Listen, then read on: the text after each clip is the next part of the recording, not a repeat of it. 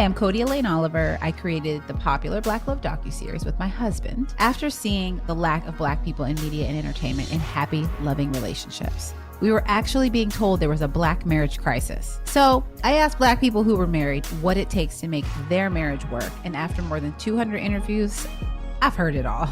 So buckle up and enjoy getting the full story directly from the couples themselves. This is Black Love, The Interviews.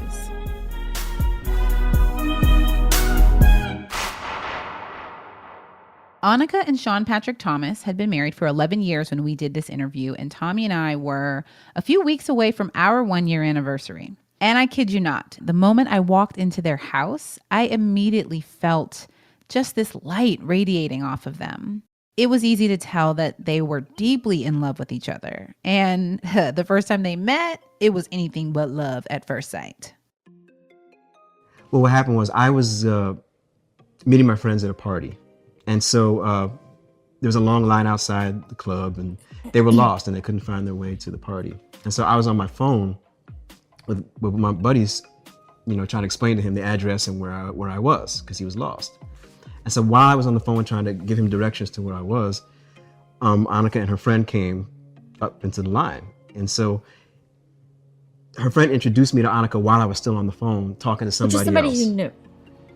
And so I was like, yeah, you got to make a left on this street and a right on this street. And it was like, oh yeah, hi. And then it was like one of those things, And so, unacceptable. I think she felt blown off, but really I was just focused on something else at the time, at that moment. Unacceptable. Because you're supposed to be in the moment of what's happening in front of you, not a phone. And if a beautiful lady is standing in front of you, you excuse me.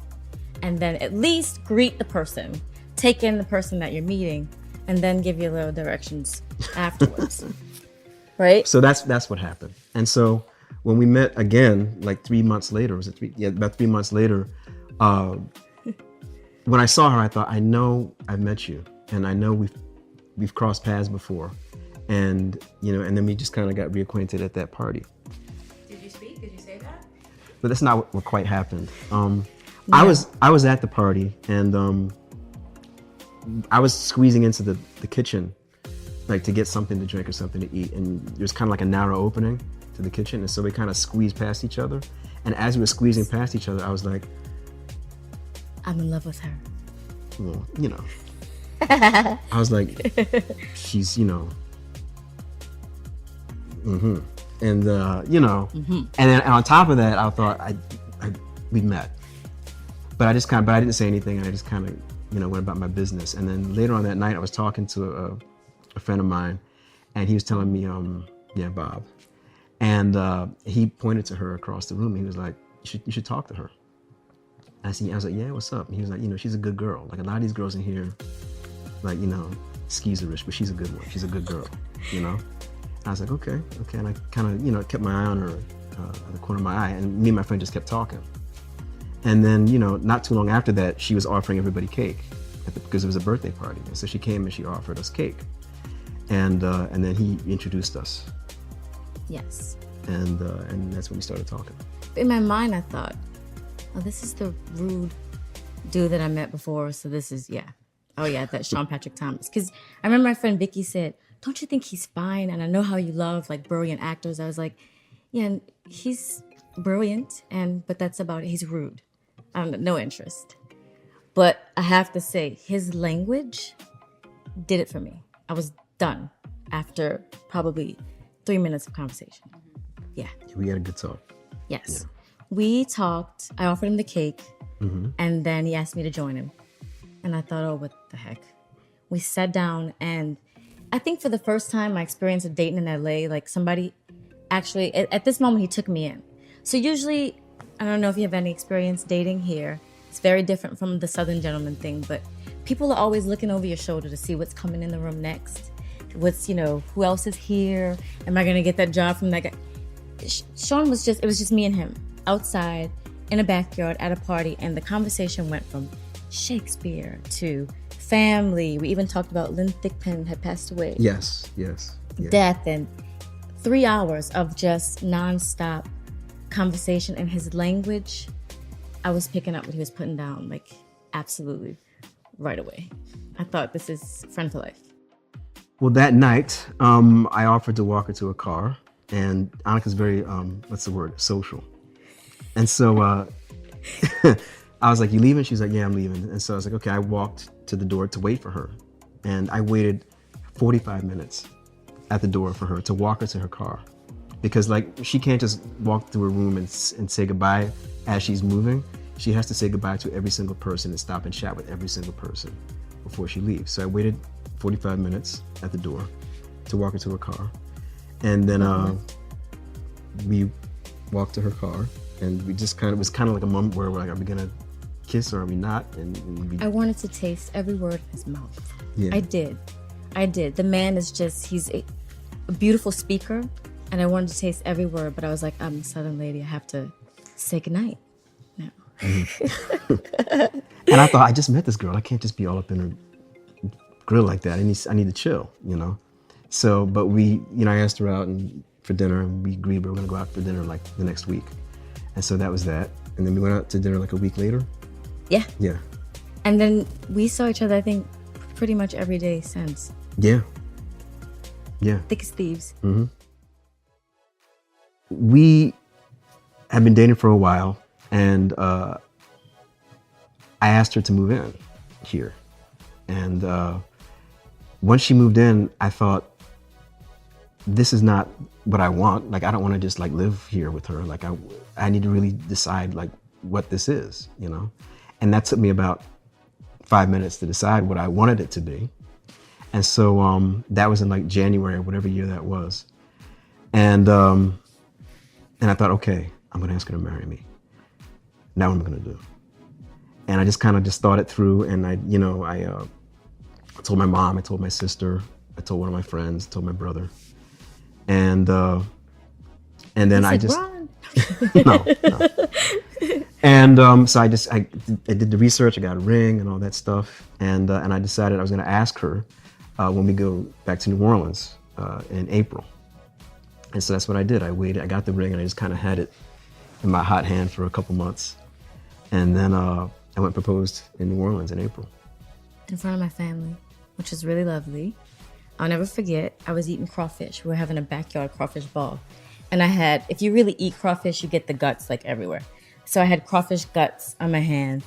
Sean's like saying this really nice speech to my parents about thank you for making me feel like family, and I want to make the family official. And so he shoved the ring right through yellow crawfish guts. It was great. Mm-hmm. Yeah. I might embarrass myself by telling this story, but we were at my place, and Sean had gotten a call from his agent or something, and he had to accept the call. And I went to the restroom, and I'm in the restroom, I'm on the toilet actually, and I'm singing, and I can't sing for nothing, but I love like musicals, and so I'm singing "Getting to Know You." Getting to know all about you. Oh, and then gosh. all of a sudden, out of nowhere, this like beautiful singing voice, getting to like you, getting to know. I was like, that is my dude. I love him. Like I just knew. And It's embarrassing hell. I know. I know. I'm sorry. It's all good. It's all good. But we could do any. I mean, Sean and I, we can listen to Tupac, Biggie, and then we can go turn around and like, watch My Fair Lady or whatever. Like, I was like, I love him. I love him. I guess for me it was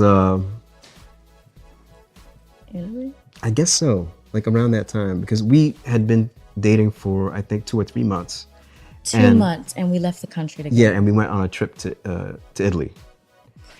And just very early in that, I thought this is just a no-brainer. This is just too natural. It's too easy, and I just knew.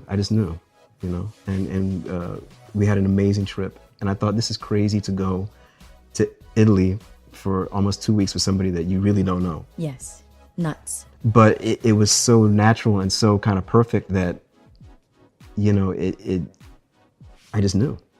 I don't know how else to put it. We laughed our way through that entire experience. Yeah. He asked me to go, and for a second I thought, I don't know him. Let me check my account and make sure I'm good in case, I gotta run away. Right. But it was the best time, wasn't it? It was a great time. And I think when you can travel with somebody too, like, then you know. It was a good test of everything. It was a good test of everything. Yeah.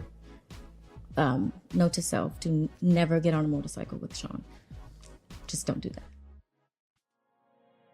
I was here pursuing acting. I was laser focused. I had a plan. I was working 20 jobs. And as I said, dating here was such a bizarre experience that it was just the furthest from my brain. Couldn't have, yuck, to be honest.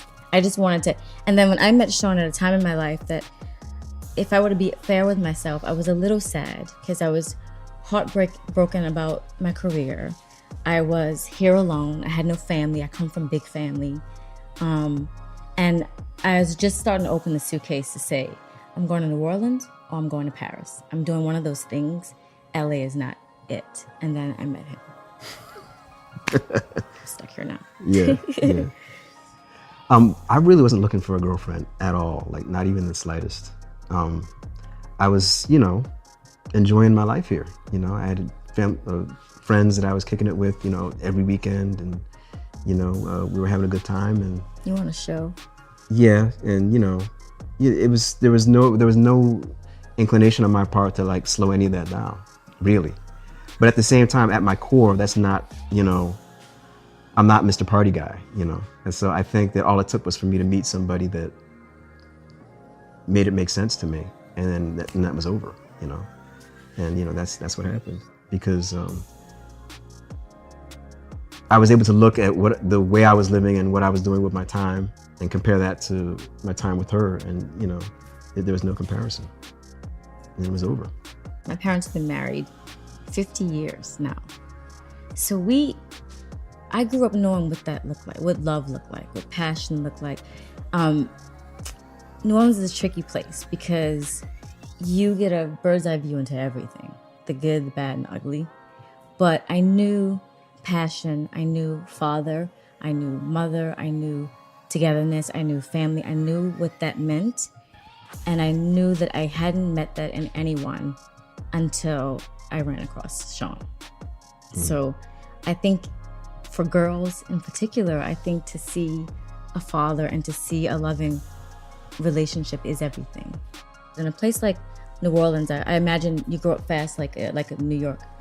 But so we would see relatives and fussing and fighting, and there's a lot of spirit, right, in that city, and there's a lot of spirit in our people. And so, I'd go to a cousin's house and it'd be that whole thing, that whole big thing that you're like, okay, calm down, like we gotta go, I'm gonna be in here. And then you would, to come home and experience joy, you would think, okay. And then even when they had their moments, right, because they were married, and as I said, we've seen it all, I took a mental note. Oh, this is what I will do. This is what okay, my uncle this, he's showing me exactly the man that I do not want to marry. My uncle that, on the other hand, he's lovely. Like I want, like that. So I think as a little girl, like fantasizing about the whole, we have these little girl fantasies, right? Gonna win the Oscar and marry the man and the prince and the whole thing. Our family members really teach us exactly what we want by their actions. And I think I knew really early. I knew very early. But I knew joy. And so that was really important to me, is to have joy in my life, to not be with someone where I didn't feel good. Because I saw a lot of that too. Yeah, my parents were together. My father passed when I was 18, but that entire time my parents were together. And that's all I know. That's what's normal to me. And so even though we're in a business and we're in a time where, so many people split or argue or fight a lot or whatever that is, that's so foreign to me that what we do, even though I think it's special, I don't think that that's something that is not normal for me. This is what you do. I don't know anything else, and I feel like I know how to do that because I saw that. I saw teamwork. I saw compromise. I saw sacrifice every single day. And so to me, anything that is less than that is just inconceivable to me, you know? Like I have friends that are married and they do things that I'm like stunned. Like, how do you get away with that? You know, like I have one friend, like his wife takes the kids to all the birthday parties all by herself, and she does all the drop off and all the pickup and all the helping with the homework and the brushing the teeth and the wiping of the ass and all that stuff. She does it all, you know?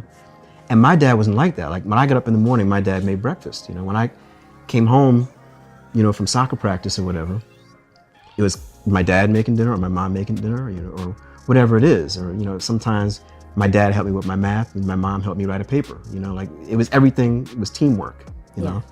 And so, and I think that's how we are. And I think that's what keeps the gears grinding. The biggest challenge for me was trying to become a mother. That was hard because our first year, we knew right away, Sean and I did all this stuff. We had a clean bill of health. We went to pre-Cana. We truly talked about what our expectations were as married people, what we wanted, how important it was to be ourselves, but be partners, to have babies. And children, I think, came up in our very first conversation.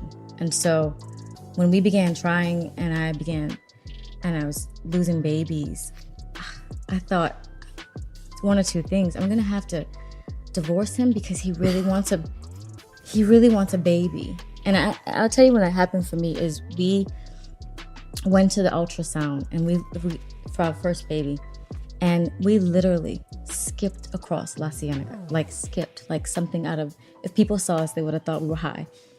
But we were skipping and we were singing and we were happy and I was, you know, I was full and I was a woman and I felt great. And the technician came to do the ultrasound to measure the baby, and she said something really odd like, "Nope, my dear, nothing's here."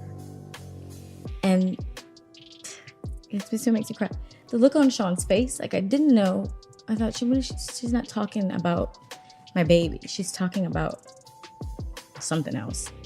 But the look on his face, I will never forget, like ever. And I remember thinking, I failed him because this baby died.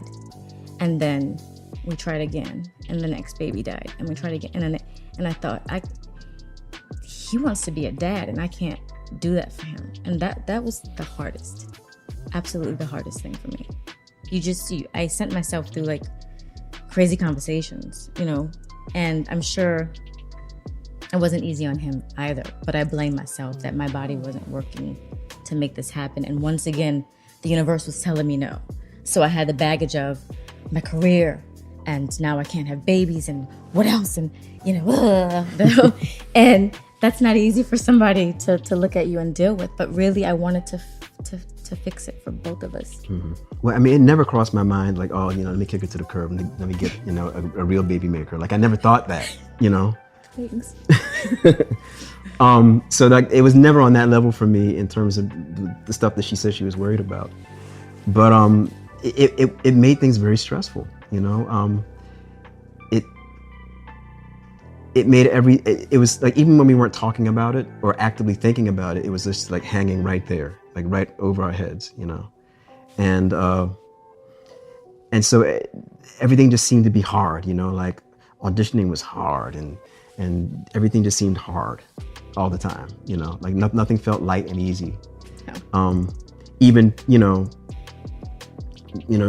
having the doctor's appointments and talking about, you know, when to try and conceive and all that stuff, like that became hard and weird. Who wants to have sex with a crazy monster? It got hard, and the whole thing just got hard and weird in a way that, you know, was difficult, you know? But I was never angry at her or felt or resentful of her. I just felt like this is something that we have to fight through, I guess, you know? And once we stopped fighting, not each other, but fighting that, once we let go of that heavy feeling for a second, she got pregnant. Again. You know? Yeah, and at that point we had stopped all the treatments and fertility drugs and all that stuff and just decided to take a break from all that stuff. We really thought we weren't going to try for a while. Yeah. Because a couple miscarriages with fertility drugs. For me, I felt like a lunatic. Like I felt like somebody else was in my body. And then walking around, timing yourself to make love. Like, it's just like it's not what it should be at all. Yeah. And I'm like, Sean, it's time to, like pulling his pants off at the door, like, baby, gotta do this. We said, let's just quit. Right. Let's just not do this. Let's not go to the doctor. Let's not be inseminated. Let's not take drugs. Let's not nothing. And then Lola. Yeah. Like a month after that, Lola. And she stayed. Yeah. I'm so happy. Hi, everyone. I know you're enjoying hearing from this couple, but I had to take a minute to answer a question we always get asked. Where can I watch the Black Love docu-series? Where can I watch Black Love shows like Couch Conversations, Doula Dads, Male vs. Man, Moms with Coffee? Well, Tommy and I created a solution. The Black Love Plus app is available to download now for free, thanks to our friends at Target, and it includes all your favorite Black Love content, including some of our live events that you might have missed, filmed for you and available now on Black Love Plus. You can download it wherever you get your apps, Apple TV, Roku, your Android, your iPhone. Just do it today. Download the Black Love Plus app. NYU people are snobs. Good. That's what I'm talking about. Oh, that's not nice. All day. I meet his friends from NYU and they're like, oh, you did theater yet? Where? I was in New Orleans. And they look at you like, That's not true. what did you say? That wasn't theater. That was like drunken. No. Nothing. Yeah, but y'all. Nobody said anything like that. NYU actors are more snobby than any other school. That's not true. Really? No. We're competitive against Juilliard and Yale. But that's about it. Like, we don't even think about anybody else. And that's the truth. Yeah, see exactly my point. But that's not like Country Bumpkin. No. Yeah, No. Y'all don't give us no respect. As Aonika mentioned, becoming a mother was a challenge for her, and her thoughts on how Sean might leave her because of her miscarriages were absolutely heartbreaking. But of course, that's not what he was thinking. Their resilience and love are absolutely inspirational. Parenthood was a surprise and a blessing for Sean and Aonika. So let's rejoin the conversation as Aonika explains how becoming a mom affected her perception of her husband. I got to fall in love with him all over again. Sean he really is a good man inside out. But then watching him as a father is amazing. I could not have asked for a better partner to love and take care of my babies with me than him. So like, it's been a joy watching him parent. We have the anxieties everybody has, which is, you want to make sure they're healthy, you want to make sure we need generational wealth. Like my mind just goes into crazy mode about taking care of them. But it's been a joy. Do you have a complaint? Not one. I feel like I don't deserve, honestly, to be a mother that can sit and complain about the children that I prayed to come into my life. I don't have a complaint about motherhood at all. It's fantastic. It's worth everything. Mm-hmm. It's everything. It really is everything. It beats anything. He could win 10 Academy Awards, or we could accomplish great big things. Nothing will compare to being a mom for me. Yeah. Sorry. We're both, I think, supremely committed to like being the best parents we can be, and so we give our babies all of our time, all of our energy, the hugs, the kisses, the wiping of the tears, everything, like we're just like all in with the babies. And so when that's all over, we're both like, We're literally like, put on the sexy music. I'll put on the thing, because I'm like, okay, I have to take care of my man too. I'll put on the thing. We'll get in bed and we'll get cozy, and and we're like, it's out. It's over. It's over. And that's something that we absolutely have to do better with. I know, especially on my side, I have to be more proactive and creative about finding ways to just like break out of mommy and daddy mode. Because I think that we're great at that. But what's tough for us out here is that both of us, our families live elsewhere.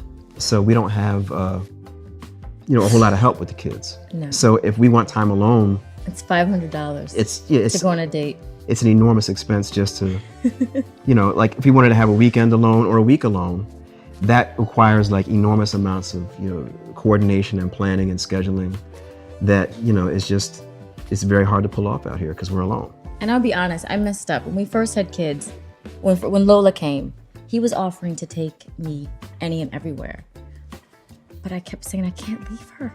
I can't go. And now I get it. Like, you really do have to have Yeah. mommy and daddy time and trust that you can leave the babies with their grandmother and they'll be fine. Yeah. But initially I was like, no. Like, we left Luke with my mom for 4 days and went to Hawaii. And we still talk about it in terms of just like the highlight of bliss and just relaxation and just like feeling like ourselves for a minute, Yes. you know? And, but 4 days was the limit. Like, she had to get back to Luke. I think he was 1. He was too fresh. He was 1. He was too fresh. I'm like, he needs to see my face. And as soon as we got like on the plane talking about the kids, as soon as we got there, and Sean's like, I want to focus on you. I want to talk about you.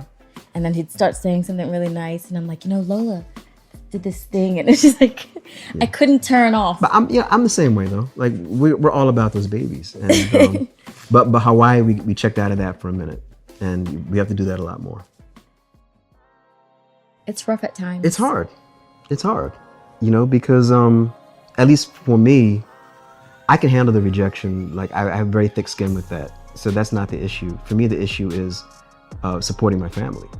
And so the stress comes when you're like, okay, you know, I have my kids in this school, we're living in this nice house, in this nice neighborhood, and I gotta keep it going, you know? And the stress that comes with that, with the security of my family, is an issue, you know? Like, it's something that never really leaves you because you feel like you gotta get it done. And you know, it's something that if I didn't have a family, I don't care. I'll sleep on a cot in a 1-room studio, you know, with a little, you know, 15-inch TV and some NFL, you know, channel, and I'm good, you know, for real. But I've got all this, you know, and so that makes it tough. I went and did a Broadway show a couple years ago, and I was gone for, you know, more than 5 months. And that's the flip side of it, you know. And I'd call crying like, there's 2 big moths, I can't kill him. Yeah. You know, so like, I'm on backstage, you know, in my dressing room on Broadway about to go on, and she's calling me about, you know, bugs, you know. and that's the flip side of it. Like, when you get the thing that you want, and it's still stressful, you know. But I think for me, watching his process, like, Sean is probably one of the most committed people I know to his art. And so when I'm home with him and we're running the lines and he's preparing and he's doing all this stuff, and the politics of it all leads him to not get the job, as his wife and his best friend and the person that knows how dedicated he is, I get angry. Like, I get mad and I want to go slap somebody. Don't they know her? So I had to tone myself down because I was getting like too, like, I don't know. I was kind of angry lady around here for a minute. Don't you think? well, yeah, but not unjustifiably so. but the problem is that the anger makes sense and the anger is well placed. It just when you it doesn't do anything. It doesn't help. Doesn't help. That's all. Because when you're trying to like keep your mind and spirit free and do the work, that part of it doesn't help. You know, you need to be optimistic and confident and positive. Right. You know. Well, that's the Creole. That red snapper is just like ready to like, what's up? Like, Right. What you mean? SBT is not the one. Like, I get, you know. Yeah.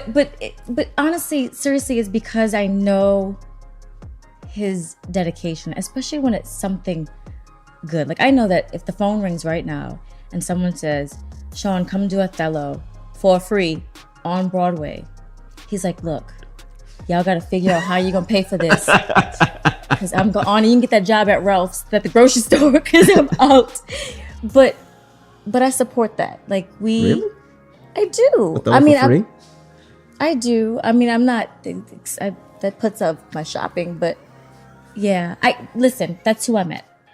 That's who I met. That's and I true. would be That's true. completely an ass if I said, don't go and be who you are. That wouldn't be fair. And I'm kind of a groupie when I see him on stage. Like it's pretty exciting. So it does something for me too. You know, I like it. Well, the thing is, with a family, I wouldn't do that for free. You would. No, I would not. He would. He's totally wouldn't. not telling. I He wouldn't. would do it for free, and we would figure out how to trim the fat around here. We would be letting go of some stuff. We might have to sleep in a dog for a little while. I would not do it for free. He would do Othello for free. I would not do it for free. He's not telling the truth. This is about honesty. You would do it for free. No, I wouldn't. He would. With babies, I would not. Sean. Not with babies. Shakespeare, he'd do it for free. He really would. Man, I guess I shouldn't say that. No, he would do it for For a lot of money. He would do it for $20 million is what he would do. Yeah, I get you get. Well, you know how some people sing in the shower? Like I would do Yes, something I know. I remember from class, in the shower. Yes, he you know. would. But I don't believe that, number one. I think that if I was offered Othello for free and I was like, yeah, I'm out, that would be an issue. And it should be an issue because I have a family. I would never have a problem with that at all because I have responsibilities. We would light a candle in the dark. No. He would. I cannot do anything for free right now in my life. I can't because I have responsibilities. And so I know that. I know she knows that. And I know that in her mind, she understands that I would want to do it. I think she also knows that we just can't do that. When we first got married and we were trying to have babies, he got offered a play and he left. And I was so angry. I'm like, what? We need to make a baby. We just got married. What are you doing? And then in my raging moment that I was having with myself, when I could hear myself just having this bitch about the whole thing, I thought, oh, stop. That's who you married. You married an artist. You married someone that loves the stage. This is who you. Shut up. Like, stop your whine. Like, but really, and I had to seriously, and I probably had this conversation out loud, which is I shouldn't be admitting, but I went through that because I was angry. Like, how you leaving me and we just got married? But I know that I know that pull for him, and I had to reconcile that because it, for a minute I'm like, it's all about me. Spoke to my father, and he asked me, he goes, let me ask you a question, Ani. What was Sean doing for a living when you met him? I said, he's an actor. And what was he doing? Was he earning a living as an actor prior to that? No, but he was on stage. And he's like, I knew Sean for 5 minutes and I knew that's who he was at his core. So why are you angry at him for being him? I was like, because I'm special and he should be with me. He should be. You need somebody to give you that moment of clarity. Like, just stop your nonsense. And I got over myself then, and now I'm just, it's cool. Whatever it is, it's cool because that's who he is. And he supports me. Any idea, I could tell him I want to sell fried cockroaches on the internet, and he would support that. I'm not going to do that. But you know what I mean? We support each other's thing. But it took me a little minute. I was mad, huh? Yes. Yeah. Yes. Yeah. Yeah. Because I always thought if it was flipped and, somebody offered you, a movie in Pennsylvania, you would go do it. And absolutely you should go do it because that's something that you want to do and love to do. And so I didn't understand why that didn't apply to me at that time, because I thought if you got offered some movie in Pennsylvania, I would pack you a bag and push you out the door because that's what you want to do. But And I so would that's be what I right back thought. and I would make money. I know, Okay. it's a BS argument. We came up with something that I'm so excited we didn't really have to use, which was this tap out rule. So Sean's really into sports, football in particular. And we could be and mind you, I like jazz, he doesn't. But when we decide to go to the place that we don't want to be, I think that you have to go full on, right? Like, if you're gonna come, be present. I want you to listen to this lick, and I want you to hear that scat, and I want you to feel this music with me. And Sean will be at Jazz Fest, crowds of people, rah, like this, trying to see But here's who the scored what. problem. The Jazz Fest, traditionally, not every year, but most years, is the exact same day as the NFL draft. And I need to see who the Eagles are picking up. And so if I'm at this big outdoor concert. Terrence Blanchard. She's not paying me any mind anyway. I want to see who the Eagles get in the second round. We need a wide receiver. We need an offensive lineman. We need a defensive back. I want to see who they got. And But Trombone Shorty is right in front of I you. don't even know who Trombone Shorty is. And so to me, that's not a big deal. You're doing what you want to do. I'm doing what I want to do. But if we're together, so look, we came up with this thing, like this tap out rule, okay? So you get like 5 tap outs a year, right? Because there's always some place that I'm going to be invited to that Sean's like really in. And the rule is you can tap out, no explanations. But if you come, you have to come fully present. So if I'm going to the Eagles game, I better be yelling and screaming for the Eagles, which I'm a Saints fan, so that's kind of hard. But fully present and in your body when you go to this thing that you don't want to go to. But we've been so good that we have not had any we didn't have any tap outs last year, did we? I've never tapped out on you.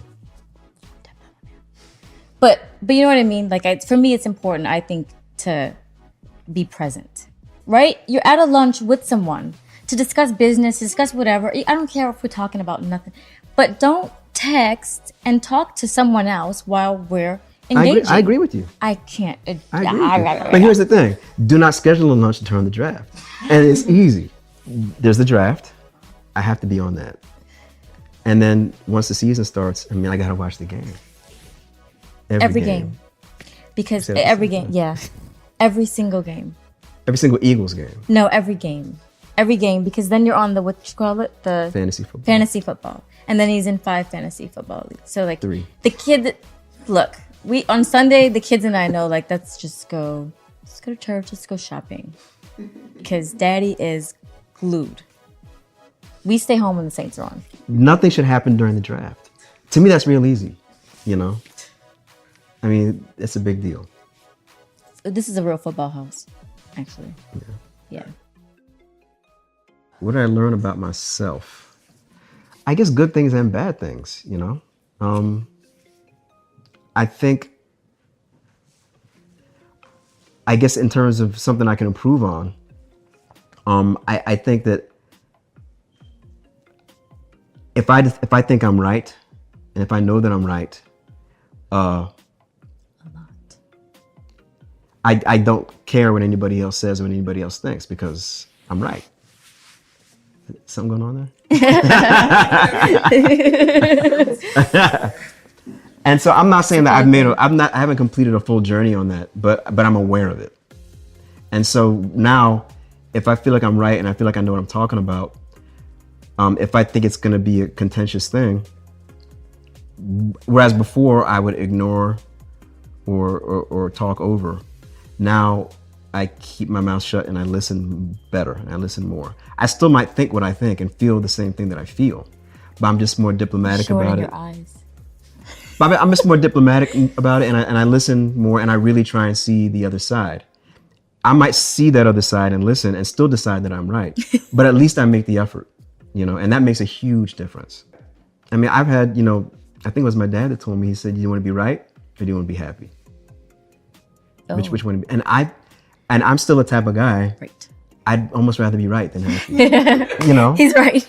and so I know that that's not ideal, but at least, like I said, the awareness to me is part of the journey, you know? But at the same time, I still can't imagine myself doing something that I know is clearly wrong and being happy. Yes. Yes. Because when we think we're right, we're right. Right. Like I did the play that I did in New York. I did it with Denzel Washington, and we were talking about this subject. And he says, "Look, somebody that he was working with told him, hey, look, we can both be right, you know." And that was a way of just kind of squashing the whole thing. Yeah. But what that really is holding on to what you think is right, you know, and just choosing not to fight the other person on what they think is right, you know. And that was funny. I think for me, I have, and it's been a journey. I no longer need validation. It's funny when you pursue a career like acting, you need somebody to validate you. They have to say that you're good, you know. Or you grow up in a place like New Orleans. It's very the aim of life there is to love good and to look good and party good. So like you hear every day, you're so pretty, you're so pretty, you're so smart. You're like the validation, constant. And then I've really learned that I really am comfortable in my skin. I like Ani, and I like my mistakes, and I like how I learn from my mistakes, and I no longer need that seal of like it's good because now I know. And you know, when we first got together, I think I was still needing that. It's some kind of subliminal thing. Like you need to hear it every 5 minutes that, you know, you're awesome. But yeah, now I don't give a shit.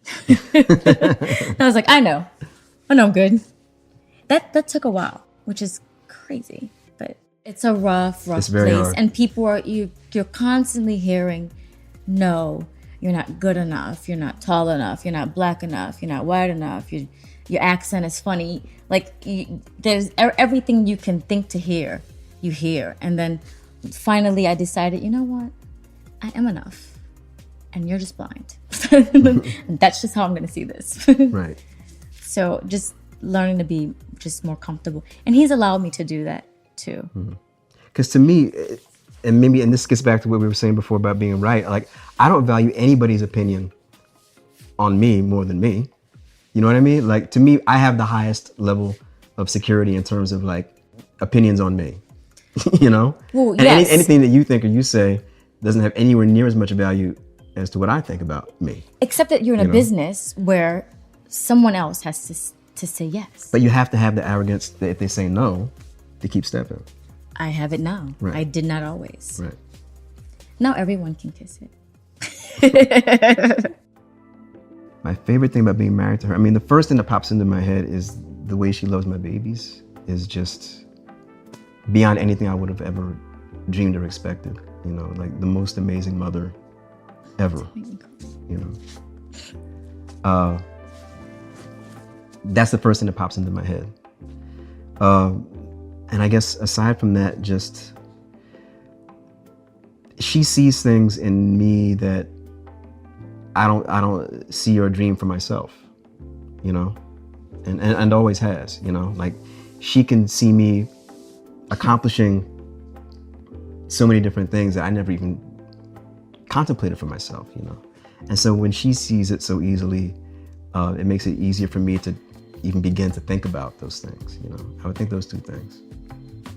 Well, how can I top that? I love Sean's kindness. I don't do well with mean people. And there's a lot of meanness in the world. Like he's one of the kindest people I've ever known. And it's a joy. It is a joy to wake up next to him. Like he's my best friend. And I fully understand, you know, people say, I got your back. Got your back, it's good. It's really a lot of times shit when you hear it. And I feel like I have the most genuine, like he's got my back. And I love that. And I also ditto on the parenthood. Like he's an amazing, amazing father. It's delicious to see him with my children, our children. Mm-hmm. Yeah. Oh my gosh. We love our babies. We really do. Yeah. Wait till you have them. It's the best. You're gonna be tired. Listen, Maybe it's that the wedding, cameraman. y'all don't even understand. Katrina hit right when I'm flying home to go do all the stuff for my wedding. Katrina hits. And talk about a devastation. Like your roots are underwater. We're planning this wedding. My family, like it was the most. That was another really challenging time for Katrina us in was our huge. Yeah. marriage, because I think about the whole slide But down we the weren't married. shower We wall. weren't married yet. Yes, but Yeah. we're about to get married. Yeah. And of course, she ruined our wedding. Invitations had gone out. Katrina hit, blah, blah, blah. And so, needless to say, one of the first weddings to happen in New Orleans, we had fall dresses in the summer. But we just kept it out because how dare I ask my bridesmaids, let's get new dresses, let's change it up. We just did it exactly the way we intended to do before she came and ruined everything. But the funny thing about all of that is that in that video, the city looks so full, But they allowed French Quarter Fest to happen. So like everybody could come back and see their relatives and their cousins and like just have a little party to say we're gonna bring the city back. And so it looked like it was full, but really in that video was all the people that were in the city, if you can imagine that. It's crazy, isn't it? Yeah, it was a ghost town. It was a ghost town. Yeah. It was absolutely nuts. Your family wasn't even living there at the time. My family couldn't Yeah. live. We couldn't inhabit the place yet. It was still too. It was nothing. But we were there partying. We were there. That video is online. That's so I didn't funny. know that. Thanks for telling us, because I had no idea. That's hilarious. Embarrassing. You know what drove me nuts was the goofy at the window pose. Now look like you're waiting. Shut up. At the window. We have to Google that today. The wedding time was stressful. That was stressful. That was very stressful. Yeah. I went to there's this little alley in the French Quarter called Pirates Alley, and when we used to do plays out in New Orleans, we used to do like outdoor plays, which is Congo Square kind of fun thing. And I remember that the morning of the wedding, when everybody's cuckoo, I like snuck out and went to Pirates Alley, took off my shoes. I'm gonna walk barefoot on the earth, like say a prayer and homage to the ancestors and tell them all to come and like bless this marriage and whatever cuckoo-ness I was doing. But I just remember thinking, we're just gonna take all that spirit with us into this marriage and we're gonna be good. And then I think we have been. Yes. Yeah. Yeah. Any words of wisdom? Words of wisdom. Gosh, I gotta think about that, because I feel like I've so like not mastered the game. I think trust yourselves. Trust yourselves that you're making the right decisions and just be honest. Like sometimes honesty can look crazy. I know in my case, like I'll come to him and just like, but because you can only respect that, right? You respect the honest. I think be kind to one another. I know that whole thing, like treat each other the way you want to be treated, sounds cliche, but honestly, really, like it's so easy not to. We don't cuss each other. We don't scream at each other. We're not those people because we really do respect each other, and kindness is so important, at least in this house.